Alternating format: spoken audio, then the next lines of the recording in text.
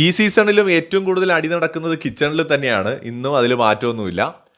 നമ്മുടെ ജിഷിനും ജിസേലും വെജിറ്റേറിയൻ ആണല്ലോ, അവർ non veg കഴിക്കില്ല. കഴിഞ്ഞ ദിവസങ്ങളിൽ കിട്ടിയ കുറച്ച് മട്ടൻ ഇരിപ്പുണ്ട്. അപ്പോൾ മട്ടൻ കറി വെക്കാനായിട്ട് അനുമോളെടുത്ത് കിച്ചൺ ടീമിൽ എല്ലാവരും കൂടെ പറയുന്നു, വീട്ടിലുള്ള പലരും പറയുന്നു. അങ്ങനെ മട്ടൻ കറി വയ്ക്കാൻ മനസ്സോടെ അനുമോൾ സമ്മതിക്കുന്നുണ്ട്. അപ്പോൾ ജിഷിൻ പറഞ്ഞു വെജിറ്റബിൾ ആയിട്ടുള്ള ഞങ്ങൾക്ക് ചപ്പാത്തിയും വെജിറ്റബിൾ കറിയും വേണം എന്ന് പറയുന്നു. സംഭവം ചോറൊക്കെ അവിടെ ഇരിപ്പുണ്ട്, പക്ഷേ ചപ്പാത്തി മതി, ചപ്പാത്തിയും കറിയും വേണം എന്ന് അവർ പറയുന്നു. ഞങ്ങൾ വെജിറ്റേറിയൻ ആണ്, അതായത് ജിഷിനും നമ്മുടെ ജിസേലും. അപ്പോൾ അങ്ങനെ ചപ്പാത്തി ഉണ്ടാക്കാൻ പോവുകയാണെങ്കിൽ പിന്നെ എനിക്കും വെജിറ്റേറിയൻ മതി, എനിക്കിന്ന് മട്ടൻ വേണ്ട, ഞാനും ഇന്ന് ചപ്പാത്തിയും കറിയും കഴിക്കുന്നേ ഉള്ളൂ എന്ന് നമ്മുടെ റെന പറയാണ്. സംഗതി അതെനിക്ക് ഇഷ്ടപ്പെട്ടു, കൊള്ളാം കേട്ടോ. അതൊരു നൈസ് പരിപാടിയാണ്. എനിക്കും ഇനിയിപ്പോൾ നോൺ വെജ് ഒന്നും വേണ്ട, എനിക്ക് നിങ്ങളെ പോലെ ചപ്പാത്തിയും കറിയും മതി.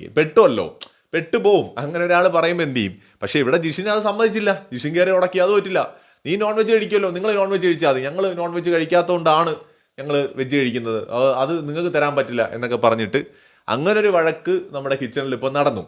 സംഭവം അങ്ങനെയും പറയാം വേണമെങ്കിൽ. ബിഗ് ബോസിനകത്ത് രണ്ടുപേര് വെജിറ്റേറിയൻ കഴിക്കുന്നു എന്നുള്ളത് കൊണ്ട് അവർ വെജിറ്റേറിയൻ ഫുഡ് പ്രത്യേകം ഉണ്ടാക്കി കഴിക്കുകയാണെങ്കിൽ ഒരാൾക്ക് പറയാം ഞാൻ മട്ടൻ കഴിക്കുന്നത് ഞാൻ ഇന്നലെ തൊട്ട് നിർത്തി, എനിക്ക് ഇന്നോട്ട് ഞാനും മട്ടൻ കഴിക്കൂല, എനിക്ക് നിങ്ങളെപ്പോലെ ചപ്പാത്തിയും കറിയും മതി എന്ന് പറഞ്ഞാൽ പെടും. ഇന്നലെ വരെ നീ കഴിച്ചില്ലെന്ന് വെച്ചാൽ ഇന്നലെ വരെ ഞാൻ കഴിച്ചു, ഇന്ന് ഞാൻ നിർത്തി, ഞാൻ ഇന്നോട്ട് വെജിറ്റേറിയൻ ആണെന്ന് പറഞ്ഞാൽ എന്ത് ചെയ്യും. സോ ആ റെനയുടെ ആ ഗെയിം എനിക്ക് ഇഷ്ടപ്പെട്ടു. പക്ഷെ ജിഷിൻ അതിൽ കുടുങ്ങിപ്പോയി. ജിഷിൻ അവിടെ എതിർക്കാൻ പോയത് എനിക്ക് ഒന്നും അതിൻ്റെ ആവശ്യം ഉണ്ടായിരുന്നില്ല.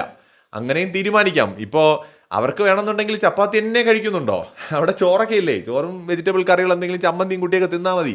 അങ്ങനെ വേണമെങ്കിൽ മറ്റുള്ളവർക്ക് പറയാം, ഹൗസ് മേറ്റ്സിന് പറയാം. അല്ലെങ്കിൽ തന്നെ ഇതൊരു സർവൈവൽ ഷോയാണ്.